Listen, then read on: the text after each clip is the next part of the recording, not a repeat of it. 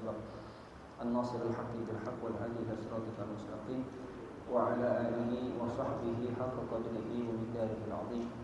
Allahumma akhrijna min zulumatil wahmi wa akhrijna bi nuril fahmi waftah lana bi ma'rifatil ilmi wa hasin akhlaqana bil hilmi wa sahhil lana abwaaba fadlik wa anshur 'alaina min khazain rahmatika ya arhamar rahimin. Amma ba'du, faqala al-musannif rahimahullahu ta'ala wa nafa'ana bihi wa bi'ulum fid darin amin. Radhiyallahu ta'ala anhu wa ankum. Thumma inna an-niyyata tutlaqu wa yuradu biha ahadu ma'nayayn. Al-awwalu inna an-niyyata ibaratun an gharadika alladhi hamalaka ala azmi wal 'amali wal qawli. Wa takunu niyyatu bihadha al-i'tibari fil akthari khairan min al-amal in kana khairan wa syarran minhu in kana syarran. Wa qad qala alaihi salatu wassalam niyyatul mu'mini khairun min 'amalihi fanzur kaifa khassal mu'mina bidzikri. Berkata al-Imam Al-Habib Abdullah bin Ali Al-Haddad dalam kitabnya Risalatul Mu'awanah, masih dalam fasal perihal masalah niat. Beliau mengatakan, "Tsumma inna niyata", kemudian sesungguhnya dari suatu niat, tutlaku kadang diitlakkan, wa yuradu biha ahadu ma'nayn, atau dimaksud dengan niat tersebut salah satu daripada dua makna. Al-awwal, yang pertama, inna niyata, sesungguhnya niat itu ibaratun an gharadika, merupakan ibarah, diibaratkan dari tujuanmu yang membawamu atas suatu tekad dan amal serta ucapan. Wa takunu niyyah bihadzal i'tibar, maka niat dalam keadaan yang seperti ini biasanya menjadi hal yang baik dari setiap amal kalau memang diniatinnya adalah baik. Wa syarran, dan menjadi buruk apabila memang dari awalnya sudah diniatkannya buruk.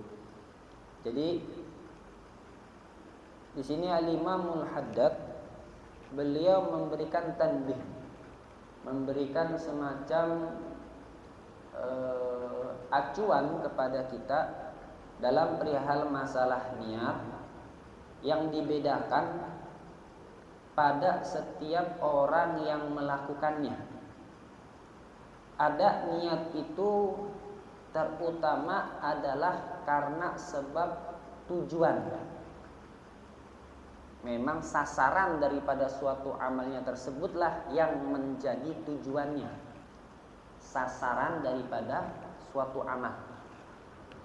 Contoh paling gampang kalau kita maknai untuk mendekati pemahaman, ketika Allah Ta'ala mengatakan inna salata tanha 'anil fahsya'i wal munkar, maka ketika seorang mukmin dia melihat salat itu sebagai salah satu bentuk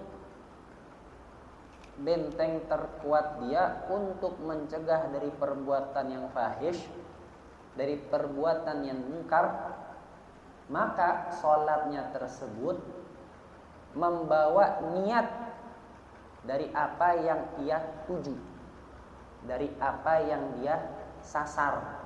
Kalimat gharad itu artinya tujuannya. Memang sasarannya dia melaksanakan salat itu adalah supaya dia tercegah dari perbuatan fahisyah ataupun dari perbuatan-perbuatan mungkar. Maka sebelum dia melakukan suatu amal, kalau memang udah niatnya nih baik, maka akan terus menjadi baik dari niat sampai kepada amalnya. Makanya kata Imam Al-Haddad, Beliau di sini mengatakan wa qad qala alaihi salatu wassalam niyatul mu'mini khairun min amalih. Niatnya orang mukmin lebih utama, lebih baik daripada amalnya. Ini beberapa pertemuan sudah sering Al-Fakir sebutkan juga. Yang dimaksud di situ adalah bukan berarti niat tanpa amal. Tapi yang dimaksud di situ maknanya adalah karena seorang mukmin, makanya disebutinya oleh Rasulullah sallallahu alaihi wasallam adalah mukmin. Begitu juga Imam Haddad mengatakan fandur kaifa khassal mu'mina bidzikri. Maka perhatikan bagaimana Rasulullah sallallahu alaihi wasallam menyebutkannya niatul mukmin, disandarkannya kepada mukmin. Kenapa? Karena orang mukmin itu tidak usah dikatakan, tidak usah dipertanyakan perihal masalah amalnya. Tidak usah dipertanyakan perihal masalah amalnya. Kenapa? Karena amal itu sudah menjadi kebutuhan buat mereka. Makanya dibilangnya mukmin. Enggak seperti anggapan kita. Kalau kita nih yang orang awam, rata-rata kalau dibilang niatul mukmin khairun min amalih, yang penting niatnya, tapi ngamalin kagak. Wah, pengen hadir majelisil ilm, nggak sampai. Ah, nggak apa-apa, yang penting anak niat udah sampai. Niat anak udah sampai, enak banget bilang begitu. Niat anak udah sampai, nggak begitu, nggak secara mudah mengatakan seperti itu. Makanya disebutin oleh Rasulullah niatul mukmin. Kenapa? Karena niatnya, karena amal bagi seorang mukmin nggak usah dipertanyakan. Tapi yang dilihat esensi dari amal, suatu amalnya orang mukmin adalah daripada niatnya. Bukan dari amalnya. Niat melakukan hal tersebut untuk mendapatkan apa? Maka nggak heran kalau kita lihat disebutkan daripada manaqib-manaqibnya orang saleh, di antara yang disebutkan oleh Al-Habib Muhammad Sa'ad Al-Idrus, beliau mengatakan dalam kitab Niyat, berapa banyak orang-orang saleh yang hanya ketika membuka pintu sudah mencakupi begitu banyak niat. Baru buka pintu rumah, mau keluar rumah, mau buka pintunya aja udah ada niat. Kenapa? Karena bukan amalnya yang di situ. Karena yang dilihat tujuannya adalah daripada niatnya. Tujuannya adalah daripada untuk mendapatkan apa yang diniatkan. Sebagaimana tadi saya katakan, kalau seandainya kita melaksanakan sholat hanya sekedar untuk menggugurkan kewajiban, maka itu sama saja amal kitanya tanpa niat secara hukumnya. Memang kalau kita perihal masalah fikih yang namanya sholat juga pasti ada niat. Tapi apa ada niatan kita untuk melaksanakan sholat mendapatkan hasilnya daripada sholat itu sendiri? Ya, kalau kita kan sholat ya udah karena memang masuk waktu, nggak ada tuh pikiran sholat tuh untuk begini, untuk begitu, nggak ada. Tapi kalau orang mukmin melaksanakan suatu amal ibadah karena dia mengetahui inti daripada amalnya tersebut tergantung kepada niatnya. Makanya dikatakan oleh Imam Haddad, gharaduka alladhi hamalaka, yang membawamu terhadap al-azm. Al-azm itu apa? Tekad untuk melakukannya serta mengamalkannya dan juga ucapannya. Karena tiada suatu amalan, begitu banyak amalan yang senantiasa beriringan dengan dua hal, perbuatan sama ucapan. Seketika ada suatu amal, imma huwa ada perbuatan dan juga ada ucapannya, ataupun sebaliknya, ada perkataannya saja tapi tidak ada perbuatan, atau perbuatannya saja tetapi tidak ada perkataan. Seperti masalah ketika orang nasyr dakwah, ketika orang nasyr dakwah seperti dalam bab ta'lim seperti ini, bukan berarti ketika kita mengajarkan sholat yuk kita langsung sholat, nggak begitu. Ajarkan dulu teorinya, ucapannya dulu yang diucapkan, perkataannya dulu yang diajarkan, baru kemudian nanti prakteknya. Ketika orang bersodakoh, orang sodakohnya dulu, karena nggak ada orang sodakoh sambil ngomong, ini saya sodakoh, saya nggak ada yang begitu. Ya sodakoh aja. Kenapa? Karena sodakoh itu adalah perbuatan, tidak ada unsur ucapan. Beda halnya kalau memang pengen disebut, fulan, itu beda lagi, pembahasan bukan pada amalnya. Nah, dari setiap amal itu pasti ada perbuatan dan juga ada ucapan, ataupun ada ucapan tidak ada perbuatan, atau sebaliknya ada perbuatan tapi tidak ada ucapan. Masing-masing hal tersebut tujuanmu apa? Tujuanmu apa? Itulah yang disebut dengan niat. Sasaran dari suatu amal kita apa? Ketika kita punya perbuatan yang tanpa ucapan, sasarannya kemana? Ketika kita ada perkataan, tapi tak ada perbuatan, sasarannya kemana? Inilah yang dimaksud oleh Al-Imamul Haddad untuk makna niat yang pertama. Jadi yang dilihat bukan daripada amalnya. Kenapa? Karena kembali lagi Al-Fakir katakan bahwa orang mukmin bukan yang dipertanyakan adalah apakah dia berbuat atau tidak, tapi bagaimana dalam satu amalannya kepada niatnya. Niatul mu'mini khairun min amali, dalam hadis Nabi sallallahu alaihi wasallam. Wa fi sya'bin min al-iman qala ibn al-a'rabi li anna an-niyya la yadkhulaha al-fasad. Karena sesungguhnya pada dasarnya inti niat tersebut tidak dapat dimasuki oleh hal-hal yang merusaknya. Wal amal yudkhiluhul fasad. Sedangkan suatu perbuatanlah yang bisa menyebabkan seseorang merusaknya. Kalau lagi namanya niat, nggak bisa kecampur. Kenapa? Karena cuma dia doang yang tahu. Tapi kalau lagi ada amal, nah tergantung tuh. Kadang orang yang memang betul-betul mukhlis amalnya, ya tanpa dilihat siapapun, ya tetap dia melakukannya. Jadi dikatakan kalau niat itu pada dasarnya intinya nggak mungkin ada yang bisa merusaknya, karena memang tergantung terhadap orang yang berniat. Tapi kalau amal, walaupun ada niat, tapi boleh jadi ada sesuatu yang datang at-tari minhu yang bisa merusaknya. Atau minimal bisa mengurangi daripada makna niatnya.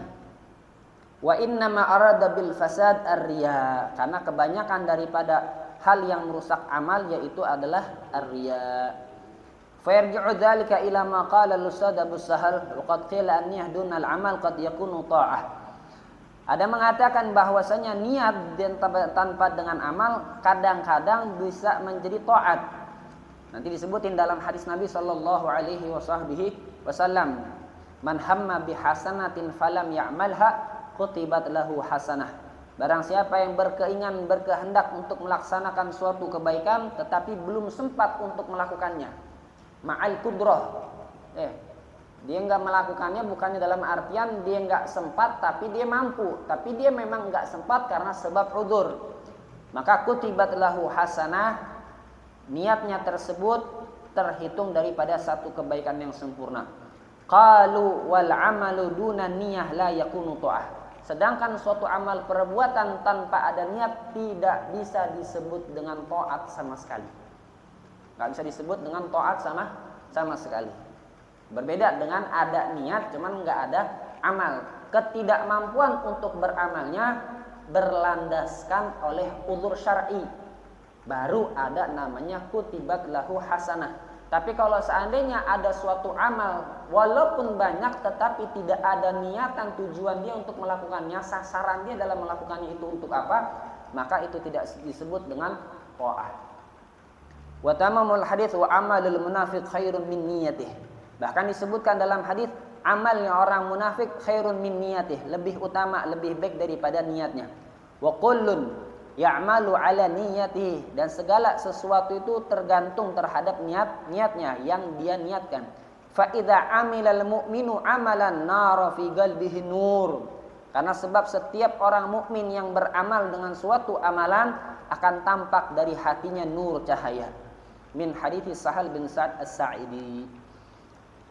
Wal makna tsani, dan makna yang kedua, inna niyata ibaratun an qasdika fi'lu syai'i wa azmuka alaih. Yaitu bahwasanya niat suatu ibarah daripada qasd, keinginanmu, fi'lu syai' untuk melakukan sesuatu, wa azmuka alaih, dan tekad untuknya. Wa hadhihi niyyah la takunu illa khairan minal amal. Dan niat yang semacam ini tidak ada kecuali hal yang baik dari suatu amalnya. Walakin la yakhlul insan, akan tetapi tidak terlepas seorang manusia ketika azm mentekadkannya ala fi'li syai'in dalam berbuat sesuatu itu min ahadi thalathi halat, dari salah satu 3 keadaan.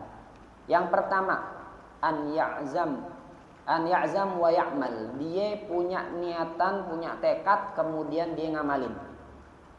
Ada niat dan juga ada amal. Yang kedua, an ya'zam wa la ya'mal ma'al qudrah 'alal amal. Ada orang yang punya tekadnya saja, akan tetapi dia tidak mengamalkan sedangkan dia mampu untuk melakukannya. Wa hukmu hadhil halah, dan hukum keadaan yang ini dan yang sebelumnya qad ata mabniyan fi ma rawiya an Ibnu Abbas radhiyallahu taala anhuma an Rasulillah sallallahu alaihi wasallam annahu qala, bisa dijelaskan sebagaimana di dalam riwayat dari Sayyidina Abdullah bin Abbas radhiyallahu taala anhuma dari Rasulullah sallallahu alaihi wasallam annahu qala, bahwasanya beliau bersabda, innallaha katabal hasanat wassayyiat. Sesungguhnya Allah taala menulis atas segala bentuk kebaikan-kebaikan dan begitu pula keburukan-keburukan. Summa bayyana dzalik.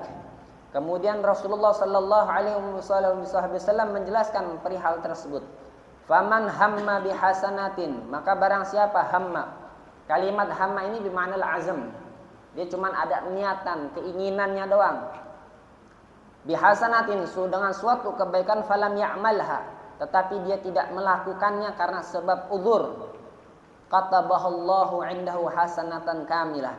Maka hamnya tersebut, niatnya tersebut, hukumnya menjadi kebaikan buat dia. Hukumnya menjadi satu pahala yang sempurna untuknya. Katabahallahu indahu hasanatan kamilah. Maka kalimat falam ya'malha, dia tidak melakukannya bukan karena sebab keinginannya. Kenapa? Karena tadi dikatakan dia punya keinginan dan juga mau melakukan. Berbeda, dia punya keinginan tapi memang tidak mau melakukan.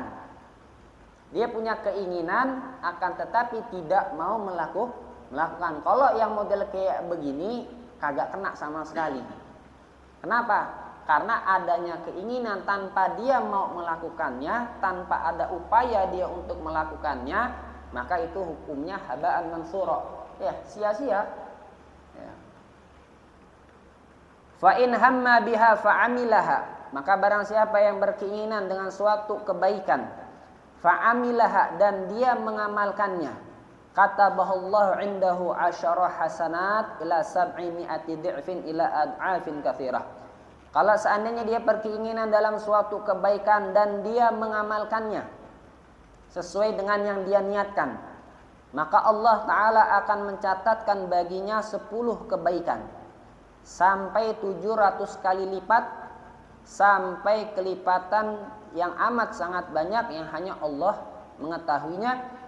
Liman sya'a wa lima sya'a, kepada siapapun yang Allah kehendaki dari apa amal yang ia kehendaki.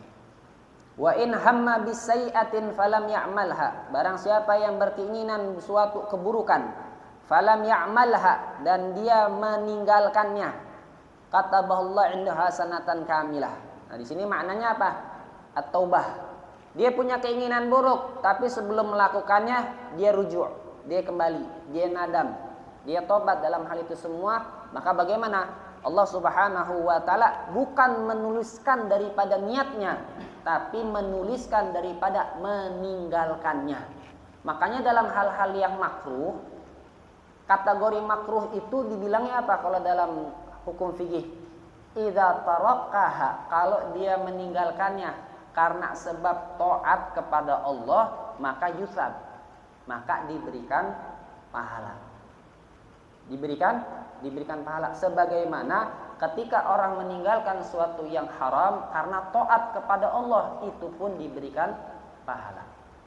Orang yang meninggalkan makruh karena tahu ini enggak disukai sama syariat, apalagi sesuatu yang haram, dan dia meninggalkan karena sebab apa?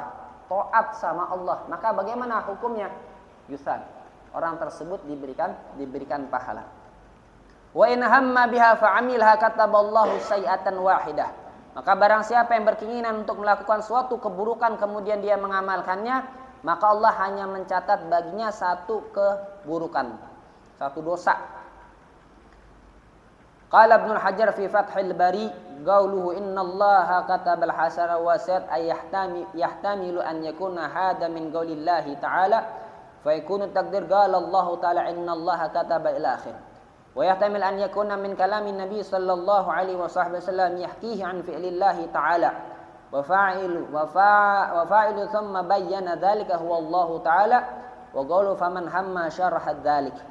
Dalam ucapan kalimat innallaha katabal hasanah was sayyi'at ini ada dua kemungkinan. Boleh jadi Allah Ta'ala lah yang mengatakannya, boleh jadi Rasulullah sallallahu alaihi wasallam lah yang mengatakannya. Al-halatu tsalitsah, keadaan yang ketiga, an ya'zama ala fi'li amrin la yastati'u fi'luh. Dia bertekad untuk melakukan suatu perintah, akan tetapi dia tidak mampu untuk melakukannya. Fayasir yagul, ya, seakan-akan dia mengucapkan lau istata'tu amiltu, kalau saya mampu saya akan melakukannya. Falahu niyatun malil amil wa alaihi ma alaih, maka baginya niat malil amil atas yang dia inginkan, wa alaihi ma alaih, dan dia mendapatkan pertanggungjawaban atas yang diniatkannya. Wad dalil ala dzalik, dalil hal itu semua qaulu alaihi salatu wasalam annasu arba'atun. Kata Nabi SAW, manusia itu terbagi menjadi 4 golongan. Rajulun atahullahu ilman wa malan.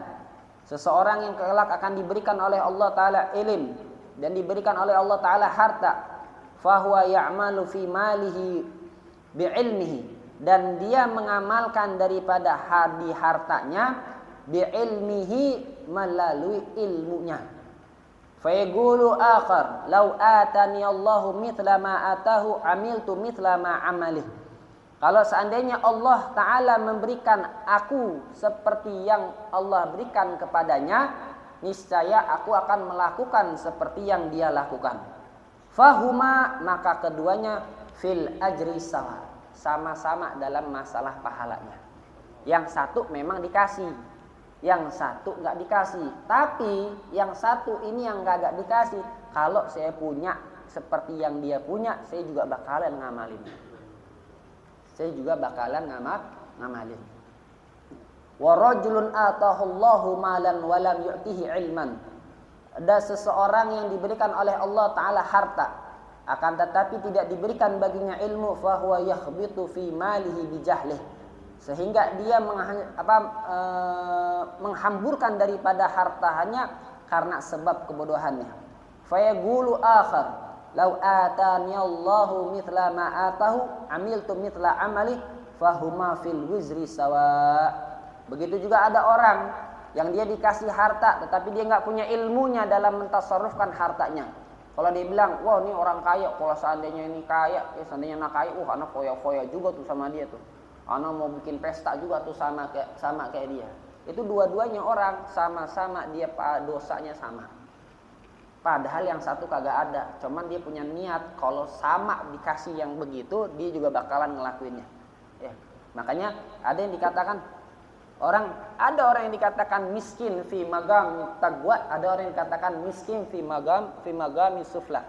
Ada orang yang dikatakan miskin tapi dia dalam keadaan yang sangat amat tinggi. Siapa itu yang tadi? Dikasih Allah Subhanahu wa ta'ala, tidak memberikan kepada dia harta, tidak memberikan kepada dia ilmu, akan tetapi dia punya niatan untuk melakukan sebagaimana orang yang punya harta mentasarrufkan hartanya di jalan Allah. Itu orang miskin tapi fi darajatil ula. Tapi ada orang miskin fi darajatil sufla, benar-benar dalam keadaan yang jatuh. Gimana itu? Orang udah miskin malah ketika dia punya angan-angan niatannya untuk bermaksiat kepada Allah Subhanahu wa ta'ala. Na'udzubillah min dzalik. Dalam hal ini Al-Imamul Haddad mengingatkan kepada kita, yang pertama tentu dalam setiap amal kita harus selalu diiringi dengan niat. Makanya dalam ibadah kita, khususnya di dalam mazhab kita Syafi'i, banyak, bahkan hampir seluruhnya daripada amalan ibadah kecuali wa fihi niyah. Pasti di situ ada niat. Memang kategori niat yang menjadi perbedaan antara ulama ya terlepas dari talaffuznya, mengucapkannya. Apakah niat itu memang diucapkan ataupun tidak. Makanya dalam mazhab kita Syafi'i dikatakan hukumnya sunnah. Nah ini pada setiap ibadah memang yaftaqiru ila niyah. Setiap ibadah yang memang membutuhkan kepada niat. Kalau ibadah yang tidak membutuhkan kepada niat seperti apa? As-shadaqatul mandubah. Ya, shadaqatul mandubah dalam mazhab kita Syafi'i cukup kita mengamalkannya karena apa? Yang penting tujuan engkau memberikan hal tersebut untuk apa? Itulah yang dilihat. Tetap dikatakan amalnya sah. Berbeda oleh orang yang melakukan amal ibadah yang wajib. Amal ibadah yang wajib harus ada aturannya. Qasdul fi'li wa ta'yin wal fardiyah. Setiap yang namanya hukum wajib dalam ibadah harus ada yang namanya qasdul fi'li. Kemudian ta'yin, kemudian ada yang disebut fardiyah. Setiap yang wajib dalam setiap amalan, kalau kita bicara niat harus ada 3 hal ini.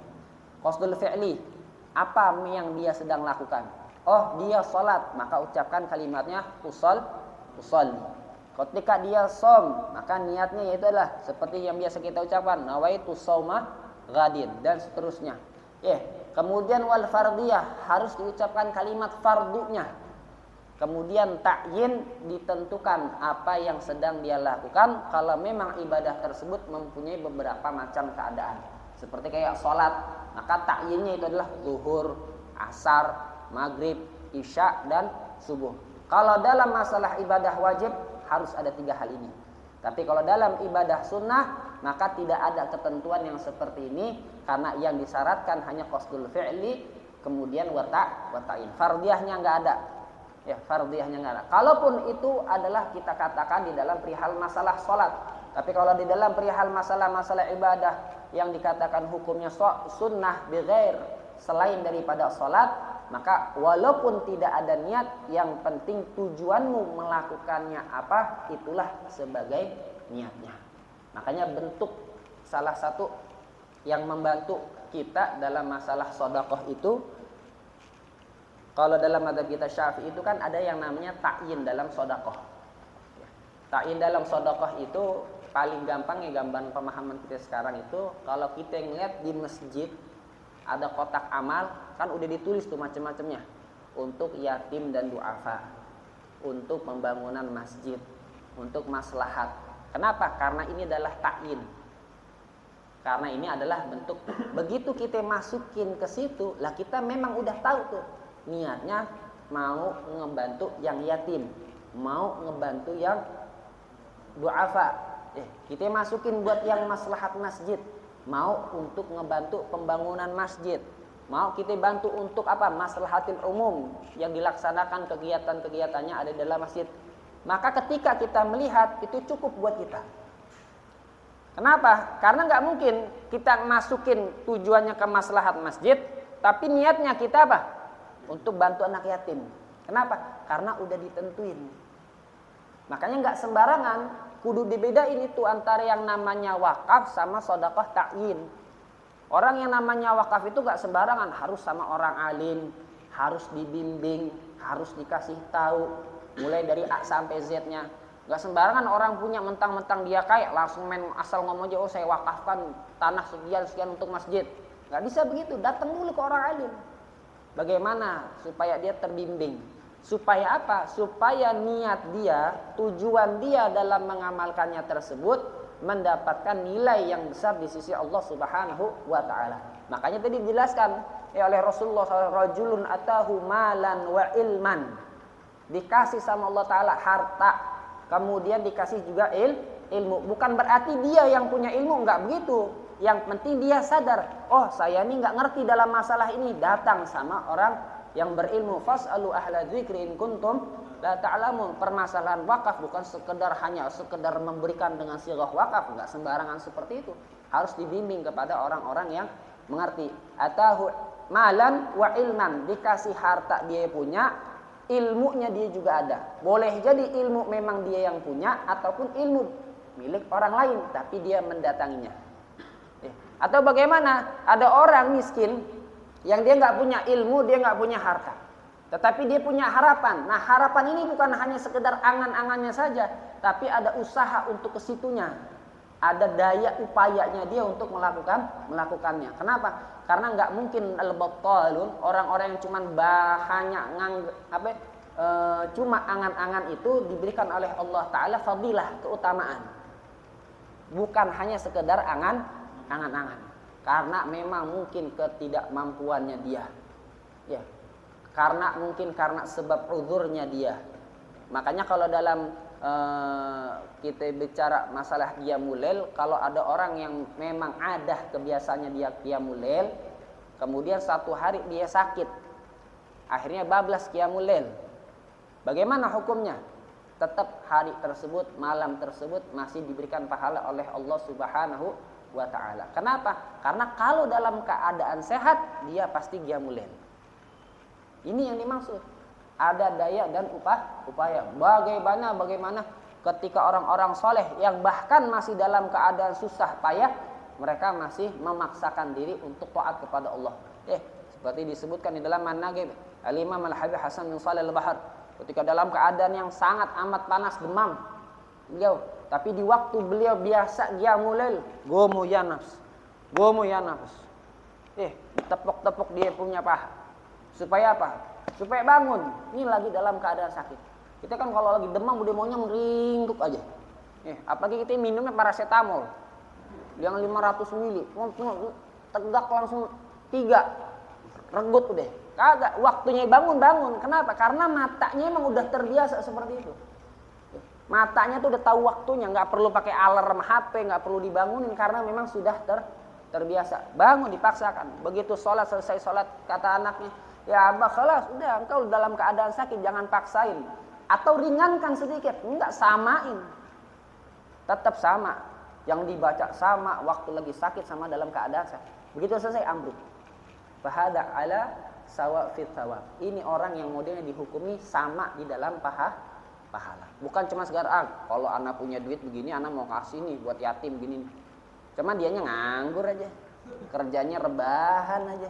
Pengennya banyak begini. Oh, cuman disusun doang di otaknya. Cuman usaha ke situ dia nggak ada. Nggak begitu. Islam kagak mengajarkan yang seperti itu. Dia punya daya upaya. Oh, saya nih mau memberikan harta sekian. Anak mau setiap hari sedekah 50.000. Tapi daya apa? Anak cuman kerja, cuman sehari dapat 40.000 bahasanya. Walaupun sekuat tenaga saya melakukannya, cuma dapat kurang dari apa yang saya inginkan. Nah, orang yang model kayak gitulah yang dikatakan oleh Rasulullah SAW, orang yang punya harta, punya ilmu. Ada orang yang kagak punya kedua-duanya, tapi punya keinginan untuk melakukan seperti orang yang telah diberikan harta dan ilmu, maka pahalanya sama. Makanya Imamul Haddad di sini sekali lagi menekankan kepada kita kedudukan niat dalam diri kita itu dari perbuatannya apa kepada sasaran amalnya. Dari perbuatannya atau sasaran amalnya. Kalau kita melihat kepada sasaran amalnya, maka itu kita dikategorikan al-mu'min. Yang masuk dalam kategori niyatul mu'min khairun min amali. Tapi kalau kita baru hanya sekedar melaksanakannya dalam keadaan untuk beramalnya, saya punya niat apa? Niat belajar, niat hadir majelis ilmu. Dia nggak melihat hadir majelis ilmu itu untuk apa? Hasil dari hadir majelis ilmu itu untuk apa? Tapi dia cuma punya niatan untuk menghadiri majelis ilmu. Tanpa dia mengetahui, tanpa dia mau mengetahui, merasa hasil dari majelis ilmu itu apa. Digambarkan oleh Imam Haddad keadaannya ada 3 keadaan. Tapi ditambah dalam sabda Nabi Shallallahu Alaihi Wasallam, "Faman hamma bihasanatin ila akhiri." Yang penting dalam keadaan yang seperti kita mampu, saat kita mampu, maka kita usahakan terbaik dalam setiap amal kita. Dan jangan pernah ada dari setiap amal kebaikan itu kecuali di situ ada niat. Karena boleh jadi ada niat tidak ada amal tetap dihitung taat, tapi ada berapa banyak begitu amal kalau tidak ada niat walaupun ala surah gambaran taat, tetapi di situ tidak ada niat, maka hukumnya tidak disebut dengan ketaatan. Makanya ketika dikatakan contoh paling mudahnya dalam Syu'abul Iman, cabang daripada keimanan, iman yang paling tinggi itu adalah ucapan kalimat la ilaha illallah khalis min qalbih, yang betul-betul dari hatinya. Yang paling rendah tumitul adza an tariqul muslimin, ngindarin gangguan. Ada batu di jalan kita temu, jangan males tuh minggirin tuh batu. Kita nemu sampah di jalan, jangan malas tuh kita buang pada tempatnya. Kenapa? Karena itu salah satu daripada cabang keimanan. Makanya digabung sama salafus saleh ketika melakukan hal itu semua dengan mengucapkan kalimat la ilaha illallah. Kenapa? Menggabungkan antara iman yang paling tinggi dengan iman yang paling rendah. Tujuannya apa? Sempurna iman kita. Untuk mengimbangi iman kita, iman yang tinggi dengan iman yang lemah. Dalam hal itu saja ada tujuannya. Tumitul ada waqaf yang ala surati ta'ah, yang semuanya terlihat gambaran daripada gambaran taat. Mudah-mudahan kita semua diberikan oleh Allah Subhanahu wa taala taufik wal hidayah, senantiasa kita hadir dalam majlisul ilm untuk senantiasa mendapatkan ilmu yang barakah dari Allah, ilmu yang barakah daripada Rasulullah sallallahu alaihi wasallam melalui lisannya para ulama, dan mudah-mudahan kita diberikan hidayah oleh Allah Subhanahu wa taala senantiasa taat kepada Allah, taat kepada Rasulullah sallallahu alaihi wasallam. Rabbana la tuzigh qulubana ba'da idh hadaytana wa hab lana min ladunka rahmah innaka antal wahhab. Rabbana hab lana min azwajina wa dhurriyyatina wa talamidana qurrata a'yun waj'alna lil muttaqina imama. Allahumma arinal haqqa haqqan warzuqna ittiba'ah wa arinal batila batilan warzuqna ijtinabah. Wa sallallahu ala sayyidina Muhammadin nabiyil ummi wa alihi wa sahbihi wasallam. Walhamdulillahi rabbil alamin. Assalamu alaikum warahmatullahi wabarakatuh.